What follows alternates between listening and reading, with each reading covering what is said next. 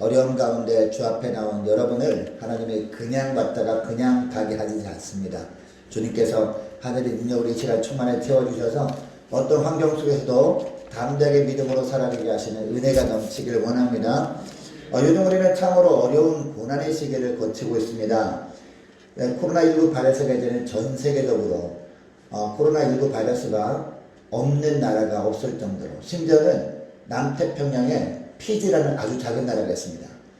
제가 존경하는 선교사님이 거기서 선교하고 계시는데 거기도 확진자가 생겨나서 거기에 그 노숙자들이 많이 있다고 해요. 그 노숙자들 빵을 나눠주는 사역을 하는데 빵을 나눠줄 때도 그동안 가서 허깅도 해주고 했는데 이제는 좀 멀찍이 2m 이상 떨어진 곳에 빵을 주고 기도만 해주고 온다라고 합니다. 여러분 이처럼 전 세계적으로 이제 팬데믹 현상이 벌어지고 있지 않습니까? 그래서 WTO에서도 전 세계 확산되고 있으니까 조심하라 라는 그런 이야기를 했습니다.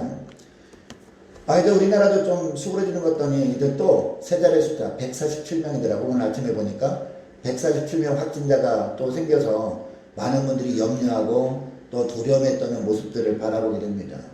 심지어는 무증상자한테 옮아서 확진된 사람도 생기는 바람에 무증상자니까 도대체 누가 바이러스가 있는지 몰라서 많은 분들이 염려하고 있지 않습니까? 여러분 우리에게 왜 이런 시련이 찾아왔는가? 이걸 우리가 생각해 봐야 됩니다. 이럴 때 많은 분들이 그 원인을 찾아서 그 원인을 제공한 사람들을 향해서 비난의 화살을 퍼붓습니다. 모기장문을 활짝 열어놓고서 모기가 들어오게 하면서 모기약을 뿌린다고 무슨 상관인데 무슨 소용이 있냐라고 하면서 그 원인 제공자를 찾아서 그 사람들에게 비난의 화살을 퍼붓는 모습들을 바라보게 됩니다. 어제 교회 맞은편 상가들마다 방문해서 전도를 했습니다. 그런데 어떤 이 부동산 사무소에 가보니까 두 팀이 나눠져가지고 고스톱을 치고 계시더라고요. 10명이 계셨는데 5명씩 앉아서 이렇게 두 팀이 나눠서 하고 있는데 마스크를 낀 사람이 한 사람도 없더라고요. 예. 그리고 심지어는 완전 밀착해가지고 이렇게 하시잖아요. 그걸 보면서 언뜻 그런 마음이 들었습니다. 이런 분들이 한두 분이 아니었어요. 시장에 가보면 사람들로 바글바글 합니다. 아직도 대형마트에 가보면. 그런데 왜 하필 일주일에 딱 한 번, 그것도 1시간 정도 남짓 예배를 드리는데 방역도 철저히 하고 마스크도 끼고 예배를 드리는 교회를 향해서만 이렇게 비난하는가? 한편으로는 좀 서운한 마음이 들더라고요. 서운한 마음이 들면서 한편으로는 언뜻 제가 불만이 생겼습니다. 어떤 의도가 있는 것이 아닌가? 이런 생각을 저만 한 것이 아니라 수많은 목회자들 뿐만 아니라 집사님들도 하셨더라고요. 또 어떤 여자 집사님은 국무총리실에 전화해가지고 막 따지는 그런 영상이 올라와 있더라고요. 그걸 보면서 한편으로는 마음이 시원한 마음도 들었습니다만 이런 고난을 왜 교회들한테만 주실까? 가만히 생각해 보니까 교회들만 향해서 이런 비난의 화살을 퍼붓는 주님의 뜻이 있겠다라는 생각을 해보게 됩니다. 왜냐하면 교회를 향해서만 이처럼 난리를 치니까 하나님께서 그들을 통해서 어떤 메시지를 전하는 게 아닌가. 이런 고난을 통해서 하나님께서 무엇을 말씀하고 있는가 이것을 알게 하려고 이런 고난을 주실 수도 있겠다. 이런 생각을 해보게 되겠다는 것이죠. 여러분이 예수 믿는 사람들은 역사의 주관자가 누구라는 것을 인정하는 분들입니까? 하나님이시잖아요. 악인이 횡행하는 시대도 선한 사람이 통치하는 시대도 다 하나님이 주관하고 계십니다. 믿으십니까? 그렇다면 이처럼 어려움의 시계 속에서 이런 고난을 우리가 겪고 있지만 이런 고난을 주신 분도 하나님이십니다. 그렇다면 하나님께서 주시는 어떤 말씀이 있다라는 거죠. 어떤 메시지가 있다라는 거죠. 여러분 이런 상황 속에서도 하나님이 주시는 음성을 들을 수 있는 저와 여러분 되시기를 축복합니다. 그리고 이런 환경 속에서도 하나님의 자녀라면 어떤 삶을 살아야 되는가 이것을 깨달아 알 수 있는 저와 여러분 되시기를 축복합니다. 그렇게 해야 우리가 고난을 잘 통과할 수 있을 뿐만 아니라 이 고난을 통해서 유익을 얻을 수 있기 때문입니다. 제가 청년 때 성경을 정독으로 일독한 적이 있어요. 제가 항해사 생활할 때. 근데 성경 창세기부터 읽을 때 그때 은혜 받는 다음이니까 말씀이 너무 재밌는 거예요. 이 창세기 말씀 보면 제 이야기하는 것 같아서 시간 가는 줄 모르게 성경 말씀 읽었던 것 같습니다. 그런데 다른 부분들은 다 이해가 돼요. 대부분. 그런데 성경 말씀 한 구절 딱 그 구절에 멈춰서 가지고 한동안 묵상했던 그런 성경 구절이 오늘 본문에 나옵니다. 어떤 본문이냐? 바로 고난당한 것이 내게 유익이라는 말씀이에요. 이해가 가지 않았어요. 다른 부분들은 다 이해가 가요. 심지어는요, 믿지 않는 사람들은 인정하지 못하는 태양이 멈췄다는 사건, 그 사건도 저는 믿음으로 받아들였어요. 그리고 예수님께서 바다 위를 걸으셨던 것도 믿음으로 받아들이니까 아무런 문제가 되지 않았어요. 심지어는 삼일체 말씀도 그냥 믿음으로 받아들이니까 됐습니다. 근데 도저히 이해할 수 없는 것이 바로 고난당한 것이 내게 유익이라. 이 말씀이에요. 여러분, 고난이 유익입니까? 고난 안 당한 것이 유익입니까? 인간적으로 보면 고난 안 당한 것이 유익이지 않습니까? 실컷 고난 당하고 있는데 하나님께 고난 주셔서 감사해 라고 하면 사람들이 뭐라고 여기겠습니까? 이상한 사람 취급하지 않겠습니까? 그렇게 받아들여졌다는 거죠. 이해가 되지 않았어요. 여러분, 특별한 문제도 없이 건강하고 자녀들도 잘 되고 사업도 잘 되고 이렇게 하는 것이 유익이지 고난당한 것이 유익이다 라고 할 때 사람들은 대부분 이해하지 못할 겁니다. 물론 창세기부터 읽다 보면요, 이 하나님의 백성들이 어려움을 만날 때가 참 많았습니다. 창세기에 보면 노아 시대 때부터 생각해 보면요, 노아도 대홍수를 만나가지고 그 캄캄한 방주 안에서 얼마나 고생했습니까? 그리고 아브라함도 마찬가지로 편안하게 살던 갈대아 우르에서 편안하게 살고 있었습니다. 그런데 오늘날 하나님께서 빼내가지고 힘든 삶을 살 수밖에 없는 가나안 땅으로 보내시잖아요. 가나안 땅에 가자마자 엄청난 기근을 만나잖아요. 고생했어요. 아브라함도 어떻게 보면. 이삭과 야곱도 마찬가지였습니다. 그리고 우리가 잘 아는 요셉도 보세요. 요셉도 이 아버지의 사랑받는 아들로서 정말 잘 살고 있었는데 어느 날 형들에게 팔려가지고 결국 애굽으로 가잖아요. 애굽으로 가서 누명도 쓰고 옥에 가기도 하고 얼마나 고생합니까? 그리고 모세와 다윗도 마찬가지죠. 그런데 이런 믿음의 자녀들이 많은 시련과 어려움을 당했지만 고난의 유익이다 라는 말씀이 있습니까? 전혀 없다라는 것이죠. 고난에서 벗어나게 하는 것이 유익이다 이렇게 느낄 수밖에 없는 그런 성경 구절들이었습니다. 그런데 시편 119편 말씀 71절 말씀 다시 보세요. 71절 보니까 고난당한 것이 내게 유익이라. 이 말씀이 딱 그냥 부딪히니까 진도가 나가지 않는 겁니다. 물론 출애굽기 후반부터 레위기까지는 제사 제도에 대한 내용 아닙니까? 그래서 출애굽기 후반부터 성경 말씀이 잘 읽히진 않아요. 어려우니까. 그리고 또 지루하기도 합니다. 그럼에도 불구하고 어렵게 넘어갈 수 있었는데 이 말씀 딱 부딪히니까 더 이상 진도가 나가지 않는 겁니다. 물론 다른 사람이 이 말을 하면 은혜가 되죠. 간증하는 분들 간혹 가다 보면 어떤 간증합니까? 지금까지 살아왔을 때 평안할 때 있었지만 고난의 때도 있었다. 그러나 고난의 때 그때는 몰랐는데 지나고 보니까 그때가 축복이었다. 이런 말씀할 때 다른 사람 이야기 들을 때는 은혜가 돼요. 야, 정말 믿음이 대단하구나. 아멘 하면서 그럽니다. 근데 그 고난의 문제가 당장 나에게 닥쳤을 때 그게 여러분 은혜가 됩니까? 그게 유익이라고 생각이 됩니까? 생각이 되지 않는다는 거죠. 여러분, 시편 기자가 어떤 고난을 당하는 중에 이 시를 쓴 걸까요? 우리가 지난 시간에 봤던 51절 말씀을 다시 보면요, 교만한 자들이 나를 심히 조롱했다라고 하죠. 그 61절도 보니까 악인들의 줄이 내게 두루 얽혔다라고 합니다. 이게 무슨 말이냐면요, 말도 안 되는 있지도 않은 일을 범했다라고 해가지고 막 고발을 한 겁니다. 그리고 거짓 증언들이 막 생겨나는 거예요. 그러니까 재판을 하는 사람 입장에서는 조사를 해야 되는, 조사할 때 분류가 되지 않습니까? 이 시편 기자가 그런 어려움을 당한 겁니다. 고난의 줄이 내게 두루 얽혔다라는 표현이 바로 그런 표현이에요. 말도 안 되는 거를 가지고 걸고 넘어져가지고 막 재판에 막 넘긴 거예요. 예. 그리고 69절 말씀 보니까 교만한 자들이 거짓을 지어 나를 치려하였다라고 하고 있습니다. 그런데 놀라운 고백을 하죠. 그 고난을 통감해서 받은 축복이 너무나 커서 하나님께 감사 찬송을 하고 있는 모습이 오늘 본문에 나오고 있다는 것이죠. 그 고난으로 인해서 삶이 변화되었다는 거예요. 67절 말씀을 다시 한번 보겠습니다. 자, 67절 말씀을 우리 함께 읽겠습니다. 시작. 고난당하기 전에는 내가 그릇 행하였더니 이제는 주의 말씀을 지키나이다. 아멘. 고난을 통과하면서 자기는 하나님 보시기에 더 아름다운 믿음의 사람으로 변화되었다. 이런 고백을 하고 있습니다. 이것이 너무 감사했던 겁니다. 여러분, 이것을 보면 우리도 고난의 터널을 지날 때 우리가 볼 때는 너무나 힘들고 괴롭고 고통스럽지만 하나님 보실 때는 우리에게 유익이 있나 이것을 알게 됩니다. 그러면 고난이 우리에게 왜 유익일까? 두 가지만 살펴보길 원하는데요. 첫째, 고난이 우리에게 유익인 이유가 뭐냐? 하나님이 보시기에 잘못된 부분들을 고쳐주시는 기간이기 때문이에요. 우리가 볼 때는 잘못이 아니에요. 뭐 이러면 어때? 라고 생각할 수 있지만 하나님 보실 때는 그 삶이 잘못된 삶이에요. 잘못된 삶을 사는 걸 주님이 원하지 않죠. 그래서 그것을 수정해 주시고 수리해 주시고 고쳐주시는 기간이 어떤 기간이다? 고난의 기간이라는 겁니다. 그게 바로 67절 말씀 우리가 조금 전에 읽었던 말씀이에요. 고난당하기 전에 내가 그렇게 행하였더니 이제는 주의 말씀을 지키나이다. 여러분 시편 23편 4절 말씀에 보면 우리가 잘 아는 말씀이 나오죠. 내가 사망의 음침한 골짜기로 다닐지라도 해를 두려워하지 않을 것은 주께서 나와 함께 하심이라. 주의 뭐와 지팡이와 막대기로 나를 안위하시나이다 라는 거예요. 이 말씀입니다.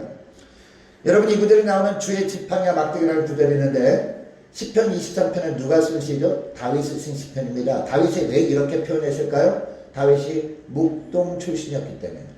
다윗이 묵동 시절에 양떼들을 맡았다는 거죠. 이 아버지의 양떼를 쳤습니다. 양떼를 칠 때 그냥 빈손으로 가라고 하지 않죠. 이 아버지가 뭘 줍니까? 지팡이를 줘요. 목자의 지팡이를 줍니다.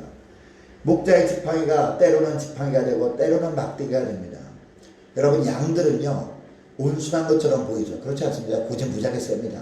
앞을 다 보지 못하기 때문에 자기가 짐작해서 내 바로 앞을 보지 못하지만 내 눈에 보이지 않는 이쪽으로 가는 것이 나한테 더 옳아 보일 수 있습니다. 그런데 목자가 보기에는 거기는 사망의 길이에요. 근데 양들이 막 고집하면서 한다면 양이 한 마리면 모르지만 양이 뭐 수십 마리, 수백 마리 되잖아요. 한 200~300마리 하면 이 목자가요 혼자서 컨트롤하기 쉽지 않다는 거죠. 그러면 양들이 엉뚱한 길로 막 가는 양들이 있을 거 아닙니까? 근데 그 길 끝에 뭐가 있음을 목자는 알아요? 사망의 길이라는 걸 안단 말이에요. 사망의 음침한 골짜기로 막 가고 있으면 어떻게 됩니까? 이 목자가 쫓아갑니다. 처음에는 이 지팡이로 딱 가로막습니다. 그쪽으로 가면 안 돼. 딱 가로막아요. 그럼에도 불구하고 고집피면서 막 그냥 그 사망의 음침한 골짜기로 막 가려고 그러잖아. 그러면 어떻게 돼요? 그 지팡이가 막대기로 돌변합니다. 이 막대기가 뭡니까? 고난의 막대기죠. 막대기로 그냥 세게 딱 내리치는 거죠. 그럼 아프잖아요. 양이 매 하면서 아프면서 결국은 거의 반강제적으로 이 목자의 인도 따라서 바른 길로 가게 된다. 바로 그런 말씀을 이 다윗은요 자기 삶을 돌아보면서 이런 고백을 하는 것이 바로 시편 23편 이 4절 말씀이라는 거죠. 여러분 죄의 삭은 뭐죠? 사망입니다.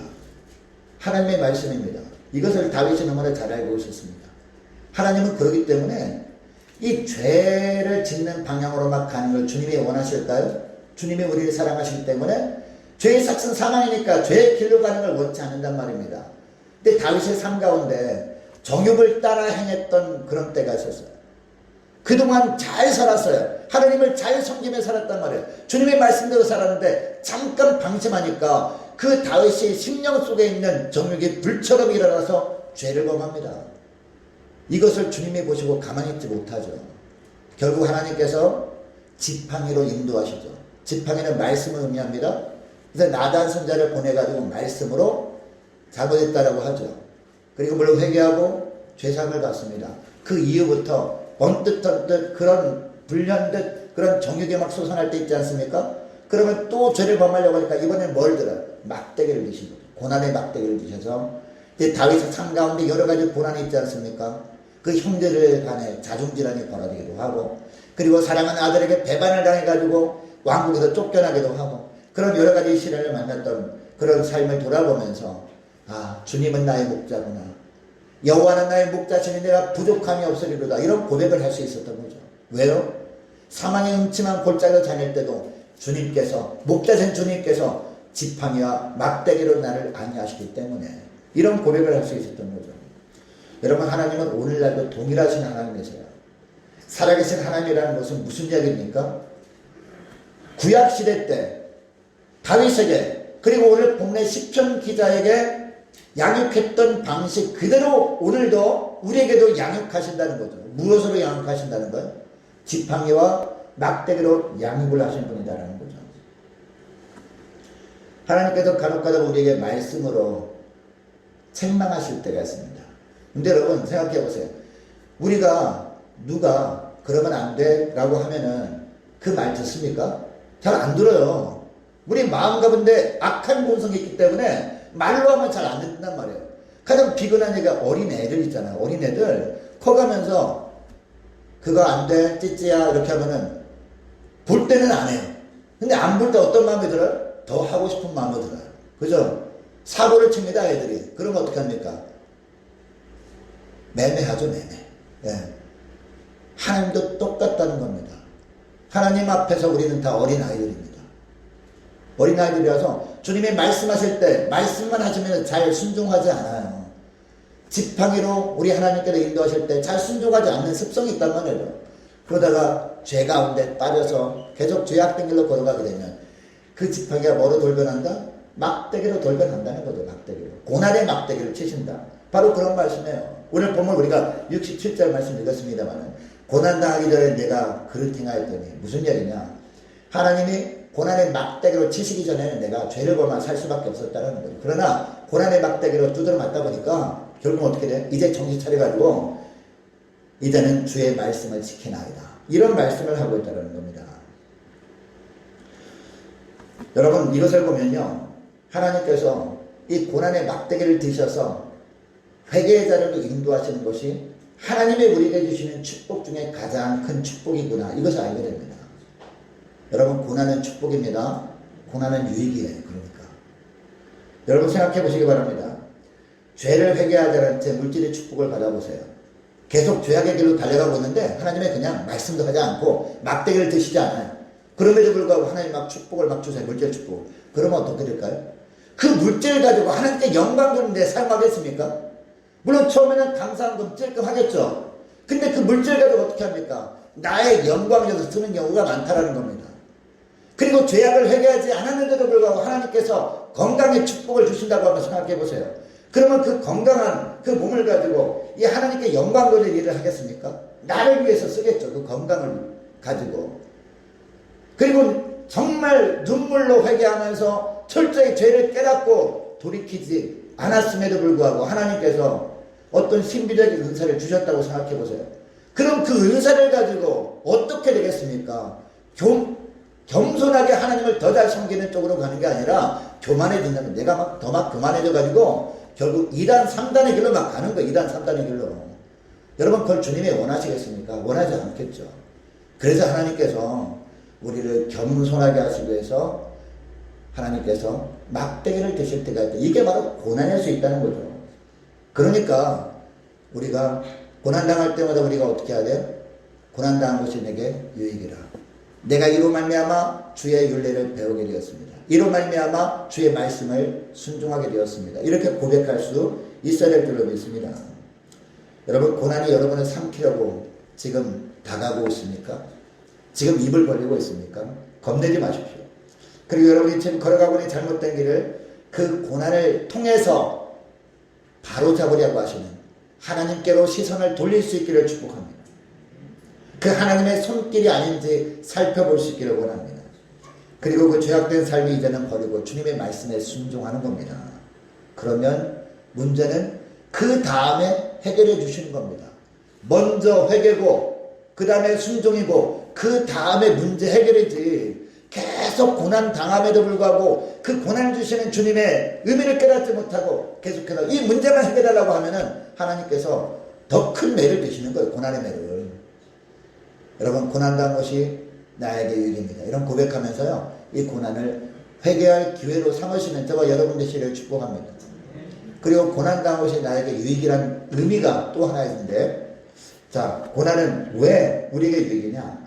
하나님의 뜻을 알게 되는 기회이기 때문입니다. 우리는요 주님의 뜻을 찾기를 원해요. 그런데 주님의 뜻을 찾기를 원하면서 자꾸 어떤 뜻을 고집합니까? 내 뜻을 고집해요. 평안할 때는 주님의 뜻을 구하기 위해서 기도하긴 합니다만은 하나님께서 나에게 맞춰주기를 원하는 그런 기도를 하는 거죠.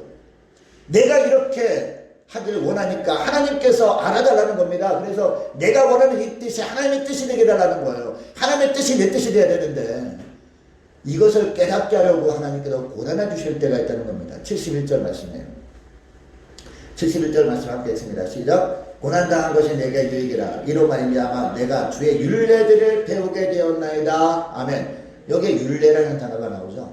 이 율례는요 바로 하나님의 뜻을 말합니다. 우리를 향한 하나님의 뜻. 배우게 되었다는 것은 깨닫게 되었다는 거예요. 깨닫고 그 깨달은 바대로 행하게 되었다. 바로 그런 말씀을 하고 있습니다. 여러분께 묻습니다. 여러분, 저와 여러분을 향한 하나님의 뜻이 무엇입니까? 지난 시간에도 말씀드린 것 같은데 하나님의 뜻이 뭐예요? 데살로니가전서 말씀을 같이 읽었죠? 뭡니까? 항상 기뻐하라. 쉬지 말고 기도하라. 범사에 감사하라. 이것이 그리스도 예수 안에 있는 하나님의 뜻이라고 말씀하시잖아요. 하나님의 뜻이 이거란 말이에요. 근데 여기에 항상 그리고 범사는 어떤 때도 포함됩니까? 고난의 때도 포함되는 거예요. 항상 왜 기뻐합니까? 범사에 왜 감사합니까? 내 안에 주님이 사시기 때문에 내 인생도 다 주님의 주관하고 계시기 때문에 지금 현재 내가 볼 때는 내가 원하는 삶이 아닌 것처럼 보여도 그래도 그럼에도 불구하고 주님 때문에 기뻐하고 주님 한 분만으로 감사하며 살게 되면 주님께서 가장 선한 길로 인도하신다. 이런 믿음을 가지고 살게 되는 거죠. 그렇게 살다 보면 주님의 뜻이 뭡니까? 그냥 우리를 죽음의 길로 달려가게 하는 게 아닙니다. 우리를 힘들게 하는 게 주님의 뜻이 아닙니다. 우리를 푸른 초장과 쉴만한 물가로 인도하시는 것이 주님의 뜻이라는 거죠. 지금은 모르지만 우리는 앞날을 볼 수 없다. 그러나 주님은 앞날을 다 아십니다. 죽음 이후의 세계까지 다 아시는 분인데 뭐가 걱정이냐? 바로 그런 말씀을 하는 것이죠. 여러분은 본문 10편 기자도 고난을 통해서 이제는 주님의 말씀을 깨닫고 그 가르침을 깨닫게 된 거죠. 그 가르침을 받게 된 겁니다. 그동안 나의 뜻과 나의 계획이 우선이었어요. 그러나 고난당함을 통해서 우선순위가 바뀐 거죠. 뭐로? 주님의 뜻과 주님의 계획으로 우선순위가 바뀌게 되었다는 겁니다. 여러분, 그러니까 고난은 어떻게 보면 영적인 귀머거리와 같은 우리에게 알아듣도록 깨닫게 하시는 하나님의 영적인 확성기인지도 모릅니다. 고난은 영적인 확성기일 수 있다는 겁니다. 여러분, 고난을 통과하지 않고 주님의 윤례를 바르게 배워서 위대하게 쓰임받은 사람은 없습니다. 서두에도 살펴봤지만 우리가 다윗 살펴보지 않았습니까? 다윗이 어떻게 해서 하나님의 마음에 합한 사람이 되었습니까? 고난을 통과해서 사울에게 막 쫓겨다니는 그런 고난을 통과하면서 믿음이 더 단련된 거죠. 요셉도 보세요. 요셉도 어떻게 정말 하나님 보시기에 정말 믿음의 사람이라고 인정받을 수 있었나요? 요셉도 고난을 통과해서. 여러분 생각해 보세요. 애굽에 팔려가기 전까지 요셉이 어떤 사람이었어요?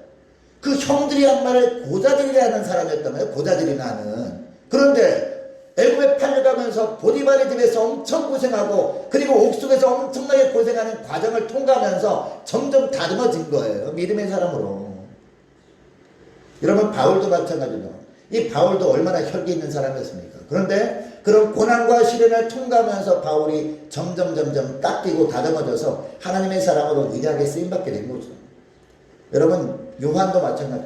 요한도 결국에는 어디에 끌려갑니까? 밤모섬에 끌려가잖아요. 그런 시련과 역경을 통과하면서 요한 계시록에는 위대한 작품을 쓸 수 있었던 거 아니겠습니까? 하나님께서 물론 말씀을 가져서 기록했지만 여러분, 예레미야도 마찬가지죠. 하나님의 말씀을 전하다가 결국에는 친구와 가족들에게 미움을 받습니다. 구덩이에 던져져서 이 고난의 물과 고난의 빵을 먹으며 인내하며 살아야겠습니다. 그러나 그런 걸 통과했기 때문에 이스라엘 백성들이 끌려갔을 때, 바벨론에 끌려갔을 때 그들에게 희망을 주는 메시지를 전하는 그런 책을 쓸 수 있었지 않습니까? 이 예레미야서를.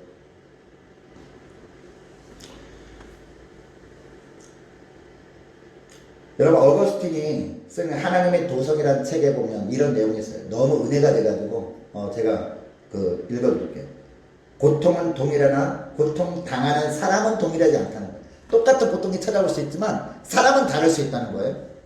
악한 사람은 똑같은 고통을 당하면서도 하나님을 비방하고 모독하지만 원망하지만 선한 사람은 그 고통 속에서 하나님을 찾으며 하나님을 찬양한다는 겁니다. 여러분, 하나님 보시기에 악한 사람입니까? 아니면 선한 사람입니까? 하나님 보시기에 선한 사람으로 살아갈 수 있기를 축복합니다. 모든 사람이 무슨 고통을 당하느냐가 문제가 아니라 어떻게 당하느냐가 문제입니다. 똑같은 미풍이 불어오지만 오물은 더러운 냄새를 풍기고 거룩한 기름은 향기로운 냄새를 풍깁니다. 우리 심령 가운데 악한 생각으로 가득 차 있다면 고난의 바람이 불어올 때 아주 더러운 냄새를 풍긴다는 거예요. 세상에. 그러나 우리 심령 가운데 성령의 은혜로 가득 차 있다면 똑같은 고난의 바람이 불어오면 향기를 풍긴다는 거예요. 아름다운 향기를. 여러분, 아름다운 향기를 풍길 수 있는 저와 여러분 되시기를 축복합니다. 정말 중요한 것은 고통을 당하는 사람의 태도라는 거예요. 똑같은 고통이라도 대하는 사람의 태도에 따라 그것이 추하게도 아름답게도 보입니다. 이런 내용이 하나님의 도서라는 책에 나와 있어요. 어거스틴에. 여러분, 혹시 지금 고난 가운데 고통을 안고 슬픈 마음을 억누르고 있는 가운데 있지 않습니까? 하나님은 여러분과 대화하기를 원하시는 겁니다. 나이가 어떤 고난이 찾아왔든지 하나님은요, 그 고난을 통해서 하나님은 나와 교제 나누기를 원하신다는 거죠. 지금까지 모든 불신앙을 쫓아버리고 원망을 잠재우시기를 축복합니다. 하나님에서 원망하지 마시고 세상에서 원망하지 마시고 이 고난을 주님께 나아가 회개할 기회로 삼으시고 주님과 깊은 교제 시간으로 삼는 기회로 삼으시는 저와 여러분 되시기를 축복합니다. 그리고 주님의 말씀을 읽어보시고 그리고 그 말씀을 조용히 묵상해 보면요, 그 말씀 속에 하나님의 뜻을 비로소 발견하게 될 겁니다. 항상 기뻐하라, 쉬지 말고 기도하라, 범사에 감사하라고 내가 명령했는데 너희는 이때도 기뻐할 수 있냐? 이런 상황에서도 감사할 수 있냐라고 말씀하는 거예요. 이렇게 하지도 못하면서 하나님의 뜻을 찾고 있느냐라고 말씀하고 있다는 것이죠. 이제 말씀을 맺길 원합니다. 여러분, 고난에는 유익이 담겨 있습니다. 고난에는 하나님의 선한 뜻이 담겨 있습니다.